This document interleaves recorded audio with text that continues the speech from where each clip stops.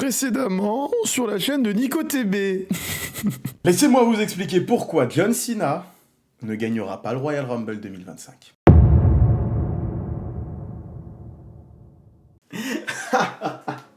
Je m'attendais vraiment pas à autant de retours et de réactions de gens absolument choqués par la fin de ma dernière vidéo où je vous ai annoncé justement, c'était le début de celle-là, pourquoi John Cena ne gagnera pas le Rumble. C'est là que je m'aperçois que beaucoup d'entre vous ne me suivent donc pas sur Twitch, n'hésitez pas à rejoindre twitch.tv/NicoTB, nous regardons tous les shows WWE ensemble sur Twitch ainsi que plein d'autres choses. Mais du coup, laissez-moi vous expliquer pourquoi John Cena ne va pas gagner le Royal Rumble. Les gens me disent, mais Nico, c'est un favori, il va gagner le Royal Rumble, il est dans les favoris, c'est une évidence, John Cena gagne le Rumble. Premier point, John Cena s'est annoncé pour l'Elimination Chamber que ce sera son dernier Rumble, son dernier Chamber, etc. On parle de business, c'est de la pub. À chaque apparition de John Cena, ce sera de l'argent pour la WWE. À chaque fois que John Cena s'annoncera pour un pay-per-view, ce sera des ventes de tickets et de places supplémentaires pour ce pay-per-view. À chaque fois que John Cena perdra un match, on aura encore plus envie de le voir gagner et envie de voir la fois d'après quand est-ce qu'il sera là. Et à chaque apparition de John Cena, vous allez voir les t-shirts Last Rumble for Cena, Last C for Cena, Last MITB for Cena, etc. Parfait, comme ça je vais arrêter d'essayer de me remettre les choix en place et on peut se concentrer sur le propos. Donc déjà d'un point de vue business, Cena qui gagne le Rumble, ce n'est pas intéressant. Si Cena doit avoir un match de championnat à WrestleMania, ce sera au minimum après avoir pris l'Elimination Chamber.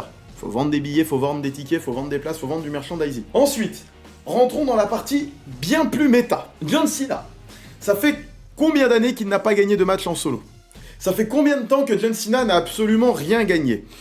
Et je vous rappelle du discours de John Cena lors de la première sur Netflix, c'était un discours extrêmement shonen, dans l'esprit Kaizen, de pouvoir de la réussite, pouvoir de la volonté, le pouvoir de l'amour du public, puisque c'était une promo très... Non, je vous le dis les amis, c'est ma dernière année, mais je n'ai plus ce qu'il faut pour réussir.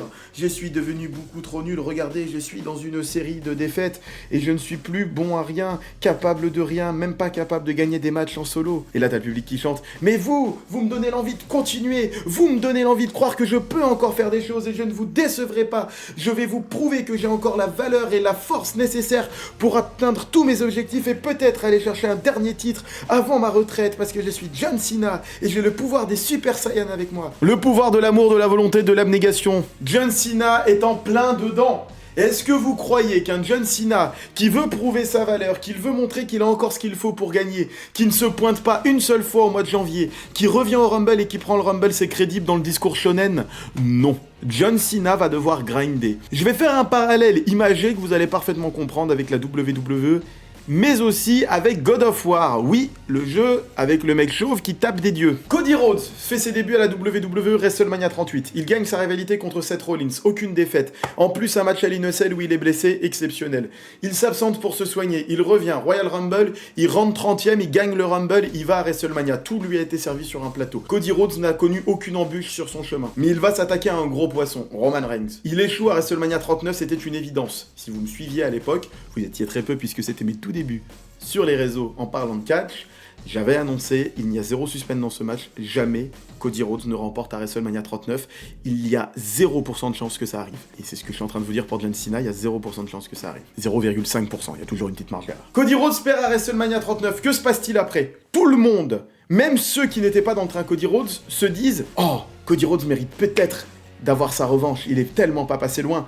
Que se passe-t-il pour Cody Rhodes ensuite en 2023? Il grind toute l'année. Rivalité contre Brock Lesnar, puisque pour battre Roman Reigns, il faut la puissance. Qui a la puissance? La puissance, Brock Lesnar. Si Cody Rhodes réussit à battre Brock Lesnar, il aura la puissance nécessaire pour aller affronter Roman Reigns. Vous savez, dans son arbre de compétences. Qu'y a-t-il ensuite avec Roman Reigns? La guerre psychologique. Roman Reigns rentre dans ta tête. Qui à la WWE rentrer dans ta tête à ce moment-là? Shinsuke Nakamura et ses nouveaux packages. Shinsuke Nakamura qui retournait des crânes et qui faisait devenir les gens fous. Cody Rhodes a donc affronté Shinsuke Nakamura, qui l'a gagné, il a remporté cette rivalité. Donc Cody Rhodes maintenant a la puissance nécessaire et les stratégies nécessaires dans le mindset et l'état d'esprit nécessaire pour aller affronter Roman Reigns. Quel est le dernier point sur lequel Roman Reigns avait la supériorité? Le clan. La supériorité numérique de Roman Reigns. Cody Rhodes doit apprendre à se battre contre un clan avec les associations nécessaires pour battre un clan ou alors savoir gérer une infériorité numérique. Quel était le clan à Raw à ce moment-là, puisque Cody Rhodes était à Raw? Le Judgment Day. Cody Rhodes a rivalisé contre le Judgment Day pendant des mois, et il a su s'entourer de Seth Rollins, de Sami Zayn, de Kevin Owens à l'époque, si je dis pas de bêtises. Bref, Cody Rhodes a dû aller affronter un clan, et il a appris à se battre contre un clan. Et il remportera cette victoire contre le Judgment Day dans les Wargames avec le retour de Randy Orton. Cody Rhodes, pendant un an, a donc récupéré les perks de puissance, de mindset, de stratégie et d'esprit d'équipe. Il avait tout ce qu'il fallait pour aller affronter Roman Reigns, et que s'est-il passé? Il a battu Roman Reigns sur le terrain de Roman Reigns, à WrestleMania dans un Bloodline Rules. Supériorité physique montrée par Cody Rhodes, supériorité psychologique montrée par Cody Rhodes, parce qu'il a su revenir de la défaite de la nuit 1 de WrestleMania 40 contre The Rock et Roman Reigns. Et la supériorité numérique, l'infériorité numérique, il a su s'associer avec des gens, notamment John Cena, qui est le sujet de cette vidéo, ce n'est pas Cody Rhodes. C'était pour vous faire le parallèle, vous avez compris le parallèle avec God of War. God of War 2, Kratos va affronter Zeus, désolé pour le spoil, il se fait péter la gueule, il retombe au pied du monde d'Olympe, il retombe même retrouver Hadès, où il traversera le Styx, la rivière des enfers, et à partir de là, dans God of War 3, alors qu'il pensait être sur le toit du monde dans God of War 2, il retombe au plus bas. Il doit regrinder, il doit récupérer les perks nécessaires, version plus pour aller affronter Zeus de nouveau et ce coup-ci réussir à le battre. C'est Cody Rhodes, WrestleMania 39, c'est God of War 2, WrestleMania 40, c'est la fin de God of War 3. John Cena, on est sur un parcours similaire. Il n'a rien accompli depuis des années, malgré que ce soit John Cena, justement. C'est John Cena, et il se repose sur ses acquis du passé, puisqu'il n'est plus le John Cena de l'époque. Il va devoir prouver sa valeur, il va devoir grinder pour que tout le monde soit derrière John Cena et qu'on ait envie de voir le prendre le titre. Parce qu'aujourd'hui, John Cena qui prend le titre, c'est encore un sujet de controverse. Tout le monde n'a pas forcément envie de voir John Cena avec le titre poids lourd ou WWE, moi le premier. Pour moi, John Cena n'a pas besoin de prendre le record. Il a déjà une carrière Mont Rushmore, c'est déjà à mes yeux, le deuxième plus grand catcheur de tous les temps derrière Stone Cold Steve Austin, alors que toute ma vie, j'ai été un team anti-Cena. Cena sucks, Cena sucks, Cena sucks, fuck you Cena, c'était moi, toute ma vie. J'ai détesté Cena toute ma vie. Il représentait l'antithèse de ce que j'aimais dans le catch. J'ai grandi avec l'Attitude Era, John Cena a ramené la PG Era. Tout l'inverse. Il représente mon ennemi numéro 1 du catch, d'un point de vue gimmick. Mais total respect pour l'homme, total respect pour la carrière, je le dis, pour moi c'est le deuxième plus grand catcheur de tous les temps derrière Stone Cold Steve Austin. Cependant, pour moi, il n'a pas besoin de ce record puisqu'il a justement déjà cette carrière Mont Rushmore. Là où un Randy Orton, lui, n'a pas la carrière Mont Rushmore de John Cena malheureusement, il n'a pas eu l'apport d'un John Cena malheureusement, et attention, Randy est un des plus grands de tous les temps, ne me faites pas dire ce que j'ai pas dit. Mais Randy qui prend le record, ça permettrait d'égaliser un petit peu plus la différence avec John Cena et dire Randy c'est quelqu'un. Du coup, moi je suis team Randy pour le record, pas team Cena. Mais ça c'est personnel. Pour ce qui est de manière objective, Cena du coup ne peut pas récupérer ce Rumble parce qu'il ne le mérite plus. Et je vais même aller plus loin, j'aimerais beaucoup que Cena dans ce Rumble subisse une défaite humiliante. Qu'il rentre dans le Rumble, qu'il tienne 1 minute 30 et qu'il se fasse éliminer. Je n'ai pas envie de le voir passer à ça. J'ai envie qu'il ait un électrochoc et qu'il se dise putain, je suis revenu, j'ai fait une promesse, je suis John Cena et j'ai le pouvoir de l'amour, le pouvoir de la volonté et je tiens mes promesses parce que je never give up, j'ai annoncé mon retour dans le Rumble, je me fais humilier. Et bien à partir de maintenant, je serai là toutes les semaines pour prouver ma valeur, à me battre toutes les semaines et je vais mériter ma place dans l'Elimination Chamber. Je vais pas la réclamer comme celle du Rumble. Et là, j'irai peut-être gagner l'Elimination Chamber.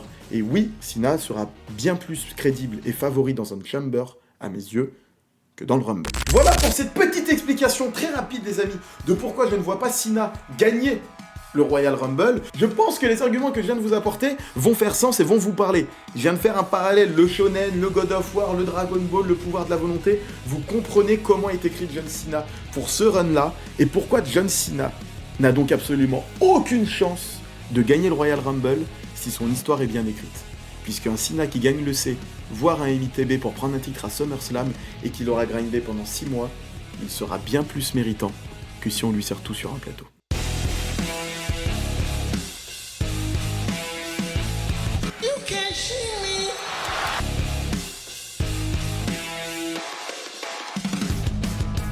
You can kill me?